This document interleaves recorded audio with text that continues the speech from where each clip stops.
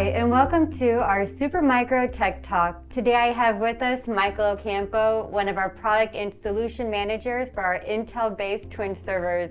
How are you doing today, Michael? I'm doing great. I'm super happy to be here and play an integral role in basically the product launch. And I feel very lucky to be part of the product development process. So we're very excited to show the features that we've been working on. I mean, it's a long time coming. A lot of customers have been anticipating the release of our twin systems because of all the Ice Lake processors that we can actually support on all the different configurations that we have, as well as all the storage options, so very modular in design, and also Gen 4. So that's a huge feature to basically double the performance of NVMe, as well as the bandwidth for the NIC cards. So we'll kind of get into that. Sounds like we have a lot to cover today. So what can you tell me about these systems right here? We have a few different configurations. Actually, I have the 2U4 node BigTwin, and then the 2U2 node BigTwin for X12 that supports Ice Lake. And I also have TwinPro underneath here, which is a totally different system, but I just wanted to show you all the different profiles and how we're able to support all the features here. So there's a lot to cover, but let me start off by saying that you can see here we have a toolless design. So this is our AIOM, so it all starts here. You know, customers are going to be able to quickly provision software through here. But first, it makes it super easy now to discover it. Each one of the subsystems have a dedicated BMC controller. So, you know, provisioning is just streamlined for a lot of orchestration and automation tools.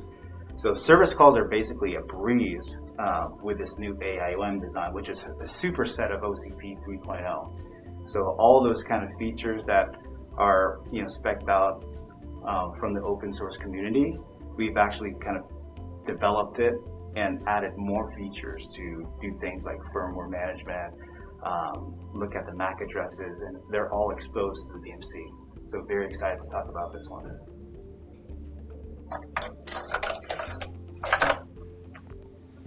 That is really a great feature. So what about the CPUs and internals for each node? Good question. So a lot of different configurations here. So the 2U4 node, you can see we've got 2 CPUs. Basically, we have a total of 320 cores, right? Each of the nodes can support up to 80. So the 2U4 node, basically you have all that combined performance. On the 2U2 node, we have kind of same setup because we have the same motherboard. So both of them have 20 DIMMs, so 16 of the DIMM slots are for standard DRAM.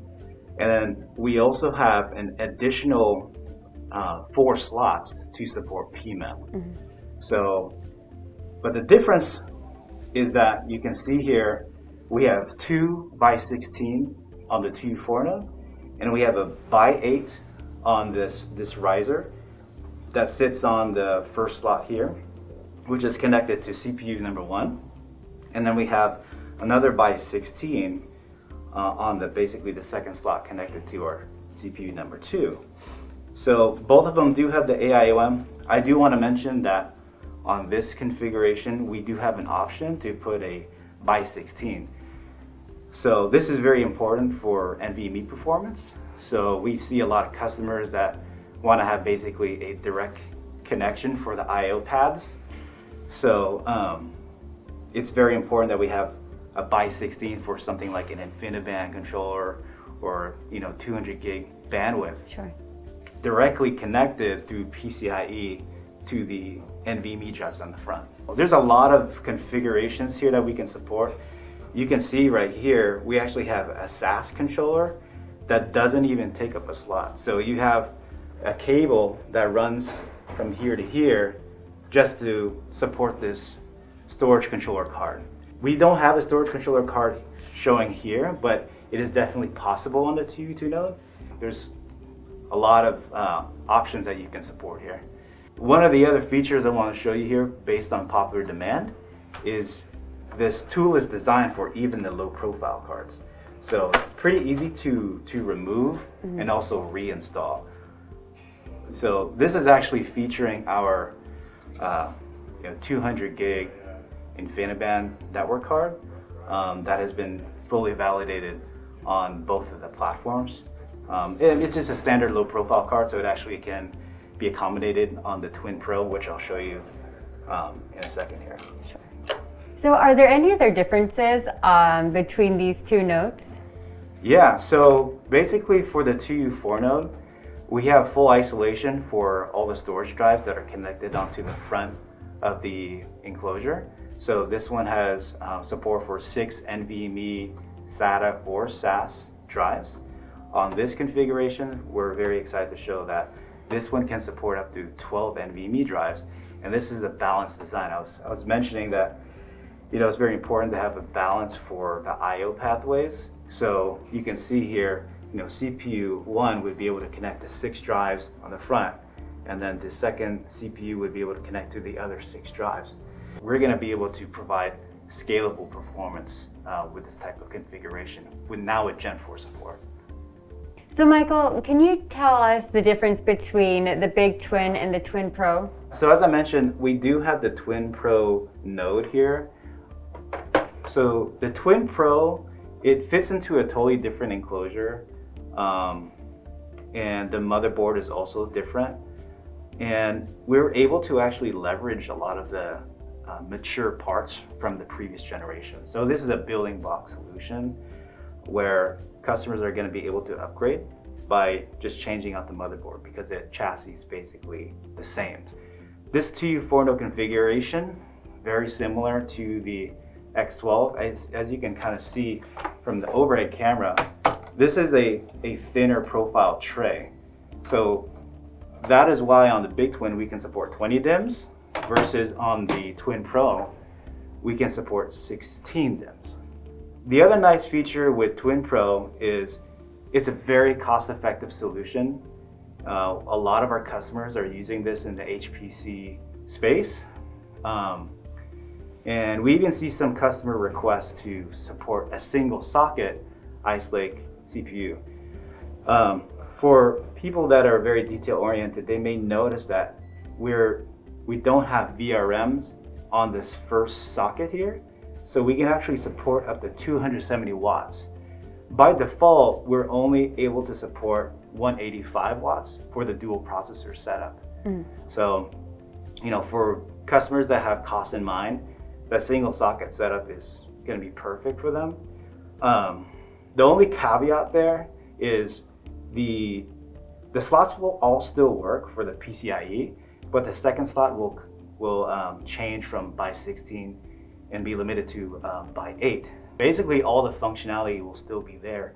M.2 drives, the storage drives, again, there's only access to 6 per node, but that's sufficient for a lot of HPC requirements. And as I mentioned, we can still support a 200 gig card on the slot number 1. So the by 8 is not really a deal breaker for a lot of customers.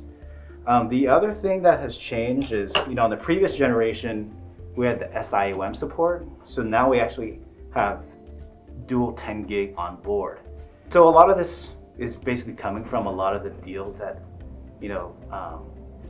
that include the TwinPro.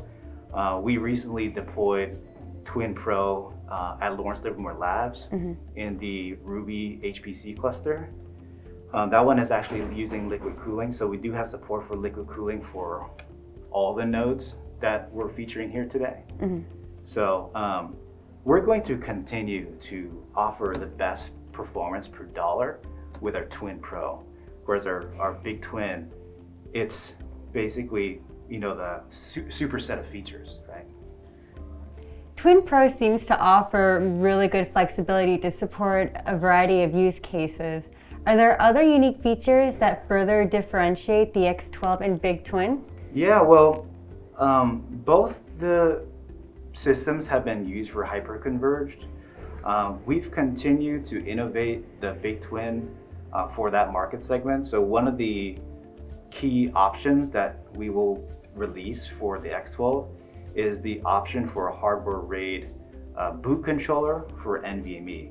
And where that would reside is basically on this riser card. So it would be here. It's not on this particular configuration, but you would have a small heatsink to cover Sure. and cool down the controller here to support the two M.2 drives. They're actually, this is a double-sided riser card, so you'd have a 22 by 80 millimeter on both sides for the virtual array. Mm-hmm. So the nice feature about that is, first of all, it can be exposed to the base management controller. So it's very easy to provision. And first of all, you would have to configure the RAID. So that can actually be done with Redfish, and we'll also have HCI support. So it's very easy to configure. So in the event of one of these drives failing, the controller actually features the ability to do to recover and rebuild once a new M.2 has been reinstalled into this slot here. Mm-hmm. This is a very nice and basically an enterprise feature for customers that want to be able to see the physical drives as well as the logical volume for the RAID array. So those are very impressive feature sets. What can you tell me about the front of it? Again, the TwinPro is a totally different enclosure. So for this configuration, the TU4 actually uses the same backplane, but different enclosure. So on that enclosure, you would actually see 4 dividers for the support of the storage drive. So you would see A, B, C, D for each of the TU4 nodes. This enclosure is for this exact compute node. Mm-hmm. So you can see that there's node A and B. So you have basically 12 NVMe drives, but again, all of the backplane drive slots can support NVMe, SAS, and SATA, just based upon the controllers that are available on the compute node itself. Actually, both systems are able to support 270 watts, but of course, there's going to be some conditional support on the TU4 node with air cooling. So a lot of our customers expect us to support all the CPU SKUs for the 3rd generation Xeon Scalable processors. We've done a lot of optimizations, especially on the thermal design for both configurations. But for TU2 node, we have a lot more thermal margin. So that's why customers are really gravitating towards the TU2 node during our early engagement, on the business side. So this one, we expect to see very high volumes, and we're already seeing that with our close channel partners. Mm-hmm. I would imagine that CPUs with 270 watt TDP generate a lot of heat. How can air-cooled data centers accommodate these systems? That's actually a very important question. A lot of data center managers I've spoken to are always curious about, right? We've done a lot of thermal optimization. So we work very closely with a thermal design team to basically, test to optimize the design. So, we've had a little bit more time to prepare for this product launch. So we've been able to do a lot of innovation on the thermal design, including the air shrouds that you see on the TU4 node and TU2 node configuration. Layout changes have been made. So this is based on thermal simulation, real, testing in our thermal chambers. So very extensive testing to kind of move things around to make sure that we have healthy margin for every critical component here. Well, that sounds really important for data centers that want to increase their performance without increasing their air conditioning bill. Yeah, that's absolutely true. As I mentioned, that's kind of the first question that data center operators are asking about. Mm-hmm. is power budgeting, and are we introducing more heat into their data center? I do want to advise customers that when going to a high performance, high density server, the power requirement is higher. So on the default configuration for the TU4 node, we actually support 2600 watt power supplies, and we even have an option for 3000 watt power, mm-hmm. To ensure that we have redundancy for all 4 nodes, because it is a shared power design, shared cooling design. which, by the way, the 4 heavy-duty fans that you see here, they're basically cooling down all the nodes, so it's very efficient. So we're seeing about 10 to 20% advantage over basically if you compare it against 4 1U servers. So the power efficiency, green computing, this is basically it represents that, right? The other thing I want to mention on the power though is with a 2600 watt power supply, the power cable does change. So this is very important consideration for customers because they would basically need a C19 power receptacle on the PDU side. So this is really an amazing system. What applications are suited for this 2U2 node? The 2U2 node, we've had this type of configuration in the past, but it only supported 4 NVMe as well as SAS and SATA on all the drive bays. But this time we have 12 NVMe, so that's a major change for customers that are already using NVMe. So in the past, right, with SAS SSDs, it was more for software-defined storage. A lot of customers that use NVMe, they're typically using a 1U server or even a 2U server. The application, they're basically very different with NVMe. So before it was more software-defined, virtualization, whereas now, because we have a direct connection for NVMe, we're going to see a whole lot of adoption for customers that are in the AI space, machine learning, basically any application that basically performs based on a distributed file system. So things like financial trading, EDA, life sciences. So I'm actually working very closely with our solution teams, and we're working on an OpenShift architecture. So, with containers, there's just so many things that you can do to accelerate applications.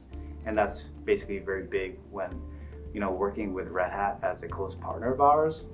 The NVMe performance is going to basically shine through even for the end user that may be just interfacing with our systems at the application layer. We're talking about mobile applications, we're talking about IoT, we're talking about 5G, when we're using our phones and you're interfacing with all our backend systems. It's really this NVMe performance that's going to be the game changer to reduce latency. This is basically the foundation of the whole solution stack. So I know our twin systems have been popular in the HCI market. Do you expect the same level of success with the X12? Yeah, the history of the product line. So yeah, since the BigTwin was launched during the X10 release, which is the first generation of Xeon Scalable processors, BigTwin has been the leading platform for hyperconverged infrastructure. So, we don't expect that to change with the X12 platform portfolio. So we're working very closely with our OEM partners to basically handle more virtual workloads. I talked about, various stacks to basically accelerate the applications, right? So our partners are working very closely with us to basically make a very tight integration with, between our hardware and their software stack. So, our partners are really geared towards deploying enterprise, private cloud, or hybrid cloud at scale. So it's very important for us to kind of work with them very closely, not just on the hardware, but the firmware and, fine-tuning things so that their software can run at their, to their expectation. So we're also working with a very major CSP partner. So they're already using our X12 2U4 node BigTwin to do a lot of different things. So virtualization, bare metal services, container as a service. They're using Terraform to basically do infrastructure as a code. So they're actually using Intel's SSTPP feature set. So, at the application level, workloads can change. So the fact that SSTPP can change the actual core count, the frequency, and also changes the power, consumption. It's a very powerful feature if you're a hosting company or a cloud, private cloud hosting company. So they have a lot of different customers. So, having that flexibility allows them to pick basically one CPU to handle so many different types of workloads. Can you talk a little bit more about infrastructure as code? Yeah, it's something that we've been working on behind the scenes, to support a lot of different platforms. It's not just the X12 BigTwin, but basically even some of our other product lines. So basically, it's a programmatic approach to manage infrastructure, from discovery to provisioning to deploying, the software solution. And the other thing I've been working on very closely with our software development team is really the BMC web management capabilities, right? So a lot of it is actually powered by Redfish. So right now we're supporting Redfish 1.8 as of today. So it's very easy to basically manage these subsystems and actually see all the different subsystems. So we're gonna overlay video on top of our conversation about the new web experience. So one of the very first things that you'll see when you connect to the BMC controller is, our sidebar menus. We'll see the navigation bars to basically look at the system information, as well as the multi-node view. So within the multi-node view, you can easily see all the assets or all the different components in the system. So we've just enabled things like we've asked all the component designers to program the VPD information so that when you're looking inside the BMC, you can see exactly what component it is. You'll be able to get through information. You can, of course, program DMI information for the motherboard, but all the components, network controllers, storage controllers, even the SAS 3808, you'll see on screen that you can see a list of the drives. So that's all sitting behind the host bus adapter. And of course, for hardware RAID controllers, those will all be exposed through the multi-node view, and then you can drill down to look at each individual component in the subsystem. Yeah. So, storage management has been something that we've been working on for a very long time. So with X12, I think our customers are going to be pleasantly surprised to see we have a brand new experience for remoting in, and really before they even install an operating system, they can see, oh wow, I know exactly what's on this system to take advantage of the bare metal performance before even thinking about what virtualization stack we can support. One of the other dedicated panels that you'll see when you log into the web console is a dedicated panel for firmware management. So with this platform, you can check the inventory for all the different firmware, including BIOS, BMC, CPLD, even the microcontrollers. There's one place to basically manage all the firmware. Very cool. So the X12 isn't just a breakthrough in performance, it's the epitome of our building block server design. Absolutely. I talked about a lot of different configurations. Basically they're very focused per market segment. It's x86, right? But there's certain configurations that are just perfect for hyper-converged infrastructure. High performance computing, high performance parallel file systems. Like we talked about the NVMe and the 200 gig network cards, AIOM, all these different things. We can even support backup and recovery. So we're not seeing it here, but basically we have another enclosure where we can support hard drives. So it can be used for warm storage as well. So it's a good buffer to work with some of our larger storage system as an intermediary kind of storage pool, right? To really maximize the performance, to really accelerate the application layer. The other nice thing is, as you can see, this really represents an evolution of the Twin product family. And we have a lot of rich enterprise features in mind, including, the remote management tools that I mentioned, all powered again by Redfish 1.8 at this point in time. And consequently, it makes it easier to provision and configure a lot of different types of solutions. So basically you have more granular management, the ability to monitor all the different parts. There's a lot of telemetry that's now available for analytics, just for the infrastructure, not even for the application side. So I'll actually talk about that more in another segment of our Tech Talk with our principal product manager, Kevin Kolb.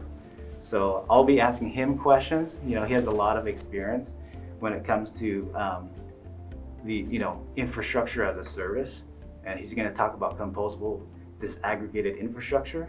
So all those things become very important, especially for our systems here, which are primarily for compute and NVMe storage, but they can even attach other components over a PCIe fabric. So that's very exciting for us. Wonderful, Michael. Thank you so much for joining us in our Supermicro Tech Talk, and we definitely look forward to having you again because it sounds like we're developing an ecosystem for all our product solutions. Yeah, precisely. Look forward to the next one. Thank you, and thank you all for joining us at our Supermicro Tech Talk. Learn more at supermicro.com/X12, powered by Intel.